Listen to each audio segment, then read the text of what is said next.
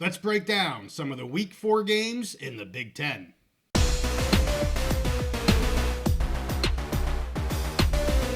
College football is back, and we're back on the Big Mountain. Welcome back to the Mountain. We are through 4 weeks here of the college football season, and we want to talk about the Big Ten in Week 4. Steve is going to go over some of the highlights. I believe he has 4 games he wants to talk about specifically here, so let's get into it, Steve. Where are we going first? Yeah, so it was a fun week in the Big Ten. Some pretty massive games, honestly, here in Week 4. So I want to start right away. Friday night, Nebraska and Illinois. Nebraska hosting Illinois.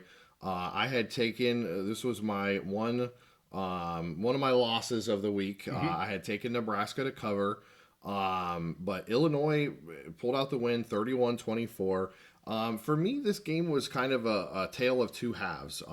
The first half, it was played really evenly. Yeah. Nebraska had a 7-point lead. They had a touchdown that was taken off the board. Ended up being an interception. It was reviewed, and I think they made the right call, but it was obviously very close. We could have had Nebraska with a 14-point lead going into half. Raiola looked really, really good in the first half. And so I really wondered, it was evenly played, but Nebraska kind of had that lead. They looked like, okay, maybe they're going to put their foot down in the second half and pull away. Yep. Well, they didn't do that. I think they got a little conservative in the second half, and also got to give a lot of credit to Illinois, to Altmaier. Just kind of a seasoned guy. He's been through the wars. He just kind of, he would get knocked down and he'd get right back up again, go right back into the fray. And I said coming into this game that both teams were similar, that they did things well in a similar fashion. They run the ball, play good defense, had better, improved quarterback play from last year. And I thought the difference would be Raiola just having that higher talent level, but really a big part of the difference. I mean, Illinois did run the ball really well, but to me, a big part of the difference was the just that seasoned, experience for Altmaier. He kept in the game, and we got down. Illinois tied the game, and Nebraska drove down the field. Raiola had a chance, I think with 2 or 3 minutes to go, had a guy wide open in the end zone and just whiffed on the throw. I mean, just put it out too far out, too far out. I mean, he could have just hit the guy in stride. He could have hit him, in front of him, behind him, on the numbers, wherever, and instead he sails it way beyond the guy's reach. And really that was, to me, the difference in the game. And then we go to overtime, and Altmaier has a touchdown pass. And when it was Nebraska's time to come out, they end up losing 40 yards. So, as the game went on, Altmaier kept his cool. Both really well coached teams. Raiola we had a great game, but in a big moment, he didn't come up with that game-winning score, which on a wide open guy, and then he didn't do much in overtime, but he really wasn't getting much help in overtime as well. So huge, massive win for Illinois. Not too many people were high on them. I was pretty high on them coming into the season, but I did think they would lose this game. But they, again, massive win for them for their season. I picked them. I think their over and under was 6.5.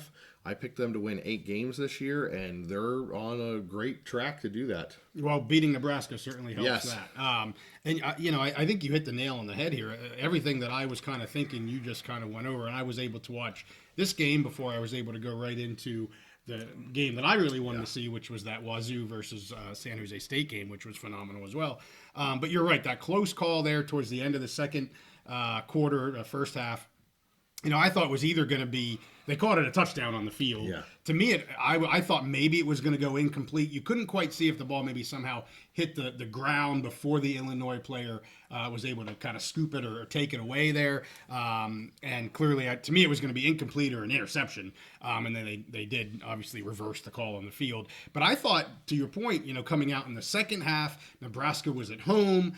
They had if there was momentum to be had, Nebraska had it because they had the lead. And I thought, all right, are they gonna really lay the gas down here and try to pull away from this Illinois team? And that's not what happened. And I credit a lot to Altmaier. He really impressed me in this game. Again, maybe a little bit of that, more of a veteran presence versus not a knock on Raiola. It's just a younger kid. He missed that one throw. Yep. Okay, one throw. But Altmaier, very, very impressive for me. That was the standout to me in this game was how well he played. And I think deserving of the win there for Illinois. So Totally agree. And he got a bad rap last season because he had that one really bad game against Penn State. I think he had 6 total turnovers, 5 interceptions or something like that. But he played well, in other games last season when he was healthy. But this season just looks like a total different guy and really seasoned, really experienced. Yep.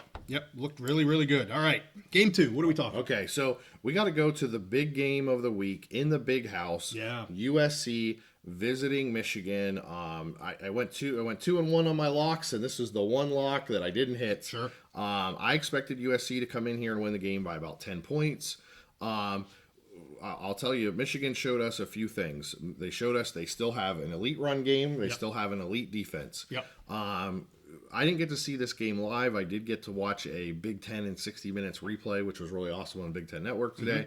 And I was following along. I was at the Penn State game, and I was following along on this game on ESPN, just the stats, the Gamecast.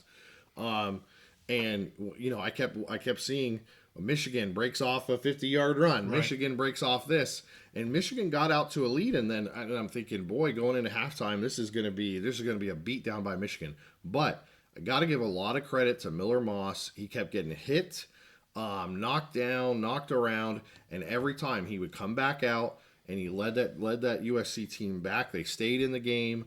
They had a lead late. They just every time they would get down, they would come back. Now he did throw a terrible interception over there to Will Johnson, kind of telegraphed that. Honestly, he played I would give him an A- in this game, and the only reason there's a minus is because of that one throw, which really ends up being the difference in the score.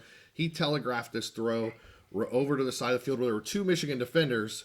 And one was Will Johnson, who had the inside coverage and picked that thing back. And pick 6 is for Will Johnson, his 3rd career pick 6. And what we said coming into the game was Michigan's secondary wasn't that scary, except for Will Johnson. You got to stay away from him. And Miller Moss was great. He had 285 yards, 3 touchdowns. Like I said, kept bringing USC back, no matter how many times they knocked him over, knocked him down, but they couldn't knock him out. But that pick 6, that was just a killer.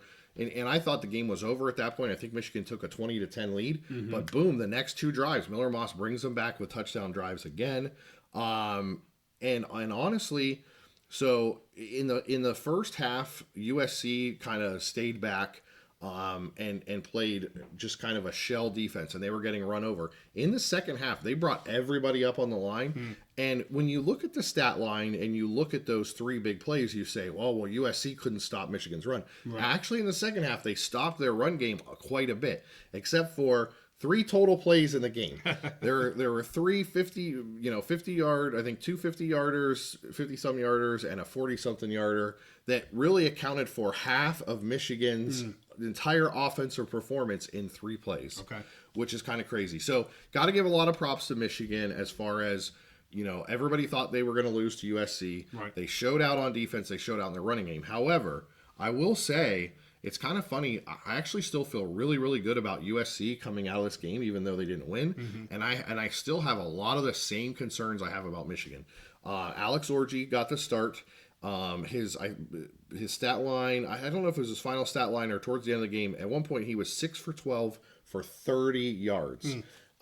You're just not going to. I get it. They run the ball and they had 3 great long running plays. Right. But I don't think you're going to be able to compete for a Big Ten championship or a playoff spot when your quarterback goes 6 for 12 for 30 yards.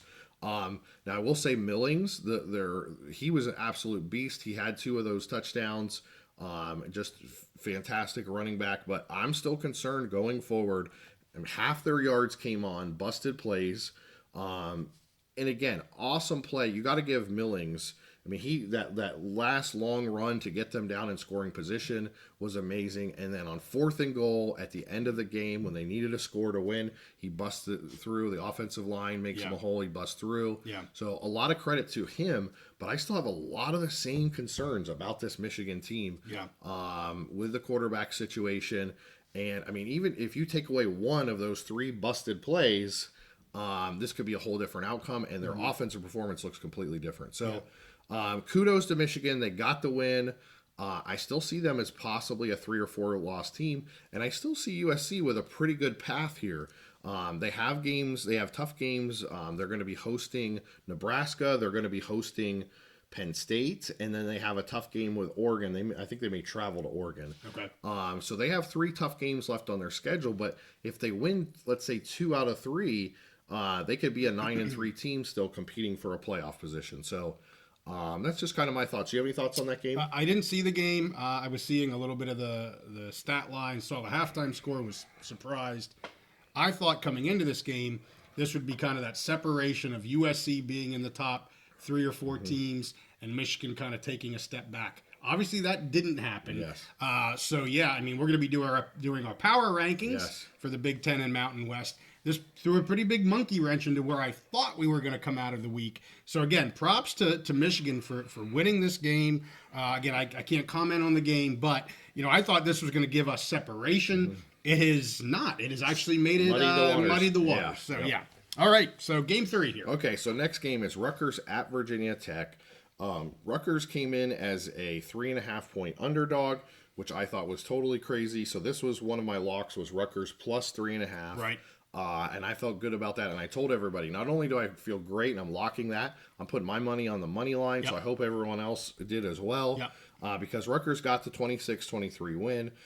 This was a big win for Rutgers on the road. They're road underdogs. They had 422 total yards, and they were very balanced between passing and rushing. Anungai, I think he had like 80-something yards and a touchdown. Okay. Kaliak Manis, the Greek rifle, just had another good, solid day. Just very balanced offensive day. They won the time of possession battle 40 minutes to 20 minutes. Wow. Which is fantastic. That's huge. Now, I will say, they got a good lead in the first half. They were just dominating Virginia Tech in the first half.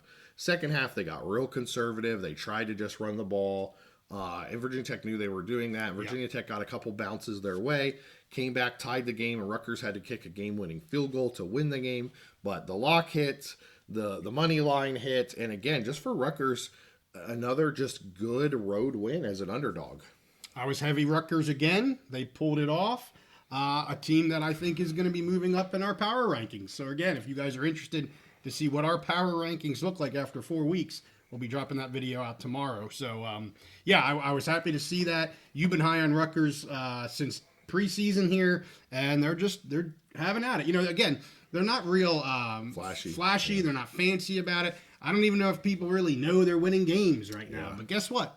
They're winning games, and they're a pretty darn good team. So, and I think Vegas just thinks Rutgers is still Rutgers. Right, and, So, last game I want to talk about, for me, one of the I didn't get to see this game live, but I was following along, and I got to see the Big Ten in 60 minutes replay of this game, which was fantastic with all the scoring in 60 minutes. It was like boom, touchdown, boom, touchdown. But Indiana at Charlotte, or Indiana hosting Charlotte, they win 52-14. Rourke was, I think he didn't play. He was pulled, I think, sometime in the third quarter. Okay. He went 16 for 20, 258 yards and a touchdown, and was just a master of the offense. They brought in the backup, I believe, at some point in the third quarter. He did okay. But just, they run the ball well. They throw the ball well. And Rourke just looks like he has total command of this offense. Signetti, he's the first Indiana coach to start 4-0 as a coach ever in the history of the program. Wow. They're starting 4-0. They're already 1-0 in the Big Ten. I picked them at the beginning of this year. We've said this a few times, so I'm just going to say it again because it's such a crazy stat. Yeah. Vegas at one point over the offseason had them the over and under for their win total at 2.5 games. They've already basically doubled that. Right. 4 games into the season. I said in my preview that I thought they would go 8-4, possibly 9-3. So we've talked about Indiana at length and how amazing, how awesome they've been. And I just wanted to kind of break down 4-0 to start. Their next 3 games, they're going to host Maryland. They're at Northwestern. Then they host Nebraska and they host Washington. Wow. So those 4 games, I think the first 2 definitely very winnable. Yep. Maybe they split the second 2. Right. So 3-1, that gets them to 7-1, which would be a fantastic season. Yep. Now their last 4 a little tougher.